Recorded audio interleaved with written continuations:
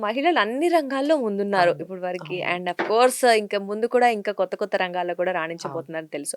But still ఇక్కడ మనకేదైనా savings అన్నా లేదా ఫైనాన్షియల్లీ అన్నా మళ్ళీ మహిళలు ఎక్కడో వెనుకున్నారేమో, అవును. జెంట్స్‌ని అడగాలి లేకపోతే అవును. ఇంటి పెద్ద తీసుకుంటారనే అవును. ఒకటుంటుంది. అవును. వాళ్ళు చూసుకుంటారులే అనేది. సో, నిజంగా మహిళలు ఫైనాన్షియల్లీ ఇండిపెండెంట్‌గా మారటం ఎంతవరకు అవసరం అంటారు? అంటే ఇప్పుడు వాళ్ళందరూ ఏమనుకుంటున్నారు, మనందరం ఏమనుకుంటున్నాం జనరల్‌గా ఏంటంటే ఫైనాన్షియల్ ఇండిపెండెన్స్ ఈజ్ ఎనఫ్ అనుకుంటున్నాం. హ్మ్. అంటే ఏంటి ఫైనాన్షియల్ ఇండిపెండెన్స్ అంటే ఏంటి? మనం సంపాదించుకొని, మనకు కావాల్సినట్టుగా మనం మన ఖర్చు దాన్ని ఖర్చు పెట్టుకోవడం కానీ, పెట్టుకోవచ్చు. సేవింగ్స్ చేసుకోవటం కానీ, మన గోల్స్ తగ్గట్టుగా మన డెసిషన్ తీసుకునే ఆ స్టేజ్ వరకు వచ్చేసాం కదా! హ్మ్. ఇది అయితే కంప్లీట్‌గా మనకర్థమైంది. అందరూ చేస్తున్నారు. దాదాపుగా 50, 60% వుమెన్ అందరూ కూడా ఫైనాన్షియల్‌గా ఇండిపెండెంట్. హ్మ్. వాళ్ళు ఓన్‌గా వాళ్ళు డెసిషన్స్ తీసుకుంటున్నారు. బట్ ఇది సరిపోతుందా? హ్మ్. డెఫినైట్‌లీ నాట్ అండి. We have to move towards financial freedom.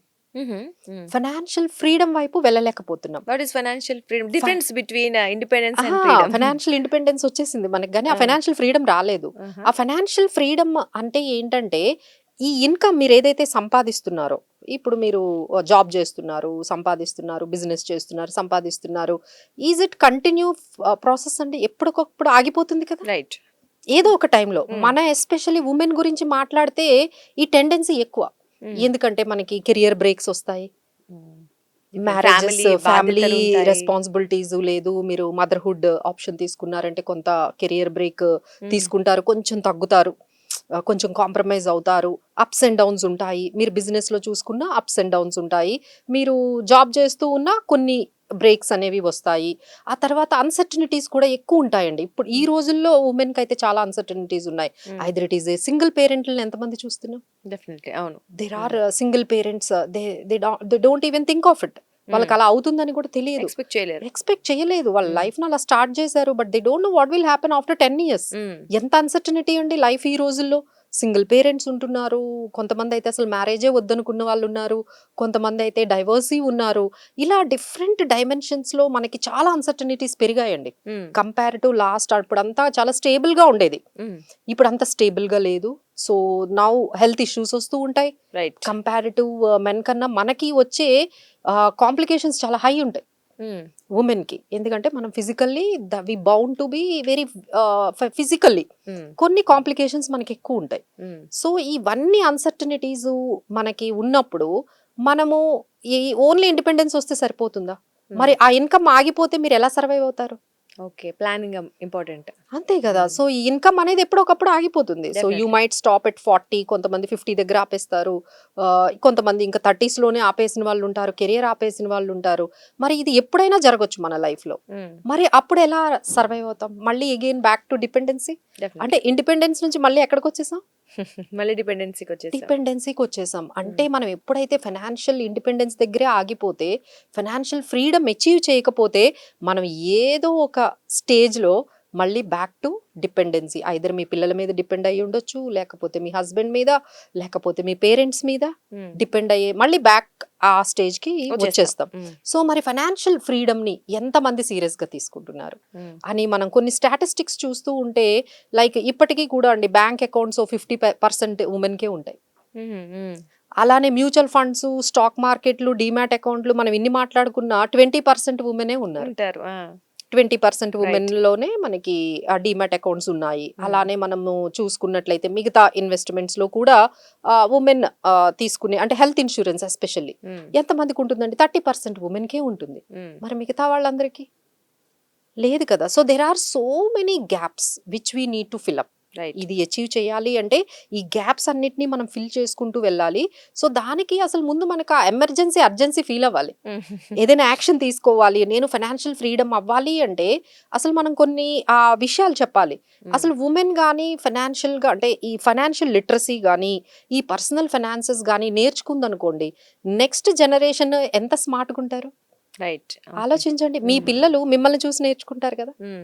మీరు మీ ఫైనాన్షియల్ లిటరసీ, మీ ఇన్వెస్ట్‌మెంట్స్, మీ మనీ మేనేజ్‌మెంట్ చూసే మీ పిల్లలు నెక్స్ట్ జనరేషన్ ఎవరైతే ఉన్నారో వాళ్ళు కూడా ఫైనాన్షియల్‌గా స్మార్ట్ అవుతారు. అంటే రీసెంట్‌గా మా దగ్గరికి ఒక క్లయింట్ వాళ్ళ అమ్మాయి 20,00,000 సంపాదిస్తుందండి. హ్మ్. బట్ ఆమెని తీసుకొని ఈమె వచ్చింది. మమ్మీ వచ్చారు. ఆహా! ఆ! ఆ!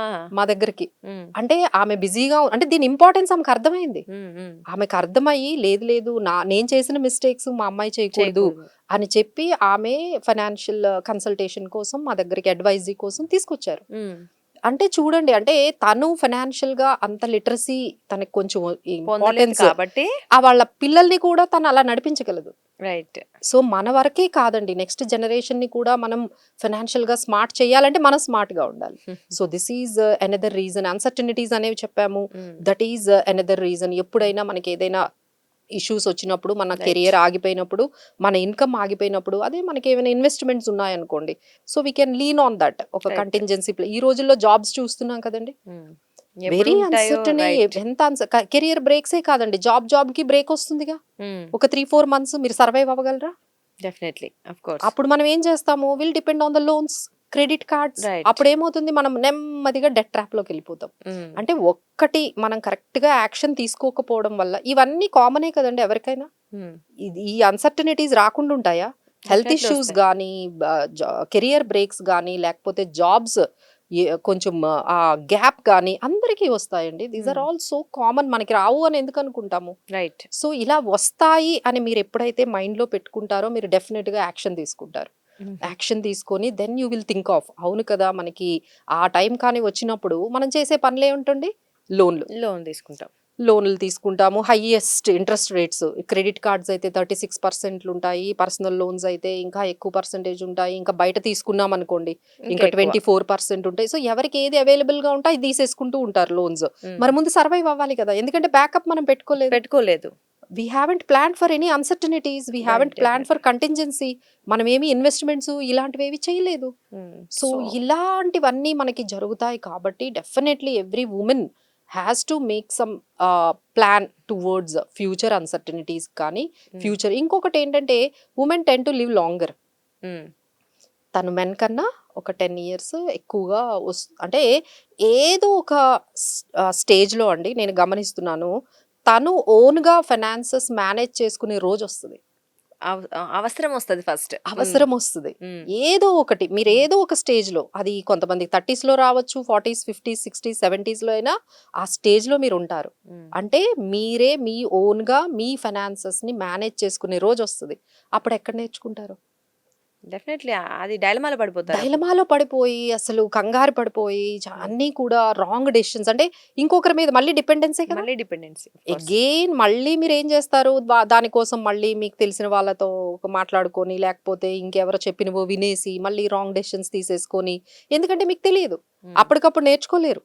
ఆ సిట్యుయేషన్ వచ్చిన వెంటనే మీకు అవేర్‌నెస్ రాదు కదా! వచ్చేది కదా! డెఫినెట్‌లీ. అవును. మీకు హ్మ్. ముందు నుంచి ఏదైనా ప్లాన్ గురించి, వాటి గురించి తెలిస్తే ఓకే. అవేర్‌నెస్ ఉంది అంటే మీరు కరెక్ట్ డెసిషన్ తీసుకుంటారు. అప్పటికప్పుడు అంటే రాదు కదండీ! ఇవన్నీ డెఫినెట్‌లీ. ఏంటంటే we need to learn from the beginning అంటే డెఫినెట్‌లీ. ఇన్వెస్ట్‌మెంట్స్ గురించి అసలు చాలా వరకు ఏంటంటే ఎక్కువగా వుమెన్‌ని మేము జనరల్‌గా చూసేదేంటంటే ఎక్కువగా గోల్డ్ కొనుక్కోవడం. హ్మ్. గోల్డ్ కొనుక్కోవడమే ఇన్వెస్ట్‌మెంట్ అనుకుంటారు. హ్మ్.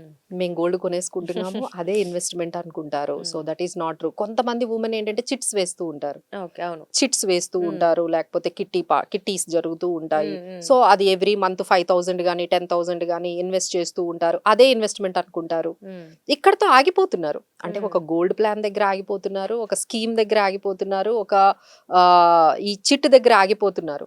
సాక్షి టీవీ ప్రసారాలను నిలిపివేయటం చట్టరీత్యా నేరం. సాక్షి టీవీ ప్రసారాల కోసం మీ స్థానిక కేబుల్ ఆపరేటర్ను వెంటనే సంప్రదించండి. డిటిహెచ్లో ఇంటర్నెట్లో కూడా సాక్షి టీవీ ప్రసారాలను వీక్షించవచ్చు.